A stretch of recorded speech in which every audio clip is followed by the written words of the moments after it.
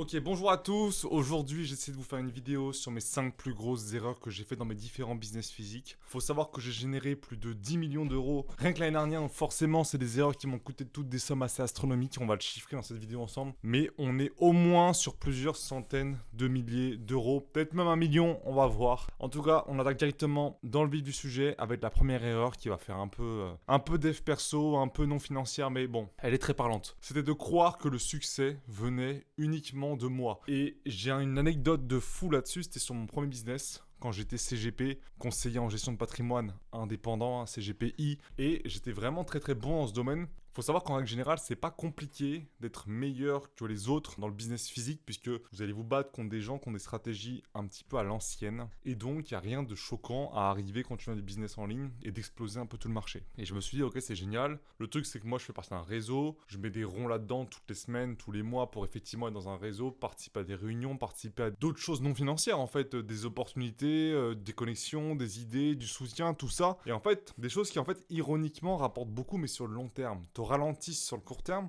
mais peuvent te rapporter beaucoup sur le long terme. Mais ça, tu te rends pas forcément compte. Et je me suis dit, ok, je vais m'isoler, lock-in.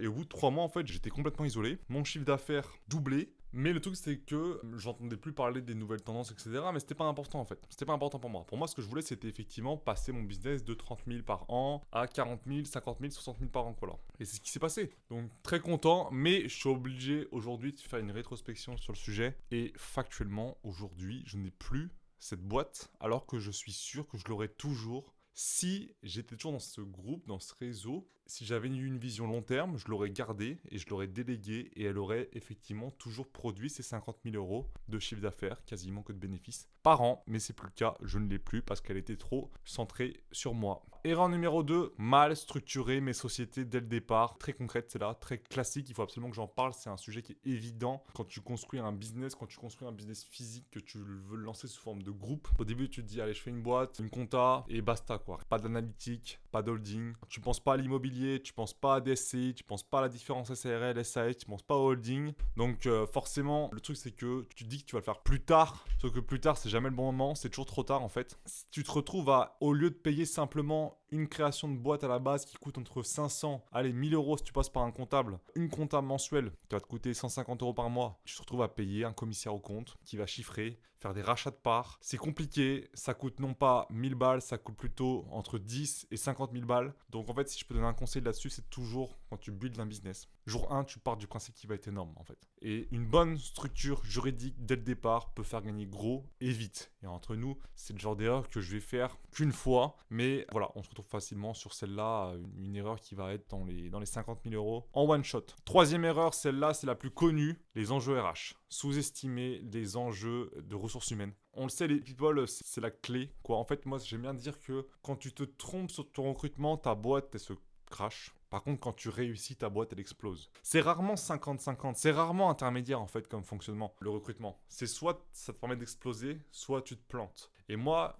personne m'a appris à bien recruter. T'apprends pas ça. Je sais pas ce qui se passe dans les licences pro de RH, mais en tout cas, moi, j'ai pas fait ça. Je ne savais pas faire ça. Résultat, équipe mal gérée, des tensions à l'interne, du turnover, des gens. J'ai une anecdote aussi là-dessus. Je vais pas là. Le but, c'est de faire une vidéo efficace, etc. Mais bon, si je peux quand même dire ce qui s'est passé, c'est que bon, j'ai eu pas mal de choses dans ce domaine-là. Je peux en faire une vidéo dédiée à part entière, mais ça arrive que quand l'entreprise repose à 100% sur une ou deux personnes, une fois qu'ils le savent, ils viennent te voir et te disent bon bah on se casse, genre on arrête là, en fait c'est fini. En fait ça arrive quoi un vendredi soir et bam quoi, et tu te prends une sacrée baffe et en fait voilà, c'est pour ça qu'il faut bien encore une fois, structurer d'un point de vue RH, bien choisir ses gens et c'est des fois mieux de plutôt décaler ton ouverture mais choisir la bonne personne et être smart et ne pas encore une fois avoir la vision court terme qui va te dire putain mais si je ouvre pas là je vais perdre un mois de chiffre d'affaires. Pense long terme, ça va te tuer le cerveau de devoir former une personne qu'elle te baise et devoir reformer une autre derrière. J'en profite si tu as des problèmes RH, j'ai dit que je ferai probablement une vidéo à part entière. Tu peux aussi poser des questions dans les commentaires, je vais répondre à tous les commentaires. Et en plus, c'est vrai que j'ai développé des méthodes qui sont sacrément efficaces d'un point de vue qui permettent effectivement de sortir un peu de l'opérationnel. Donc si tu veux que j'en parle dans une autre vidéo, n'hésite pas à me le préciser et surtout abonne-toi. Quatrième erreur, c'était celle-là, c'est la plus violente et que je ne comprends toujours pas d'ailleurs à aujourd'hui. C'était de négliger les coûts cachés dans les charges fixes. Yomi en parlait dans Sans Permission. Tu vas avoir effectivement tes charges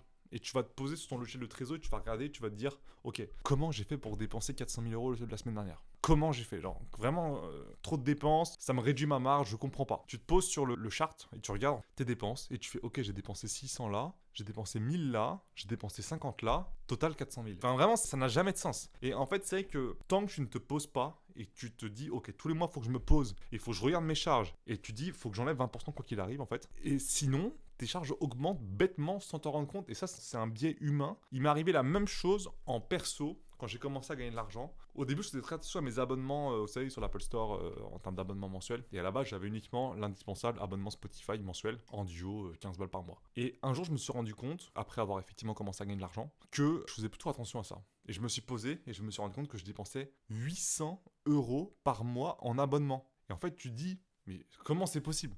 Genre, YouTube Premium, très utile. Et en fait, j'avais des trucs genre Spotify, Deezer, Apple TV, Audible, enfin Prime, Paramount, j'avais des trucs. Vraiment, j'avais toute la terre et j'avais des trucs qui me coûtaient 200 par mois. Et en fait, je me suis rendu compte. Une première fois, j'ai fait ce truc et je me suis dit, ok, je ferai attention maintenant, parce que c'est quand même débile, quoi. Et je me suis rendu compte que 2 mois plus tard, c'était redevenu la même situation. Et en fait, quand tes charges ne te mettent pas en danger directement, elles peuvent te mettre en danger long terme. Et ça, faut y faire très attention et il faut te forcer à faire un check, en fait, régulièrement. Que ce soit en perso, que ce soit en pro. Et en fait, c'est vrai que des fois, tu additionnes des charges pas énormes et tu arrives à un chiffre astronomique. Et ça, je pense qu'on est vraiment à 100 000 euros par mois de perte. On est sur 1 million à l'année. J'en suis vraiment convaincu. Et ça, je m'en suis rendu compte que c'était commun à tout entrepreneur de business en ligne qui a une boîte qui a pas mal de charges fixes. Dernière erreur, 5e erreur, classique, mais je vais développer un peu, confondre croissance de CA et croissance saine. J'ai participé notamment à beaucoup de salons, beaucoup d'expériences avec des entrepreneurs. Tout le monde va donner un peu son chiffre d'affaires. Une croissance parfois impressionnante. Le truc, c'est qu'il y a un élément que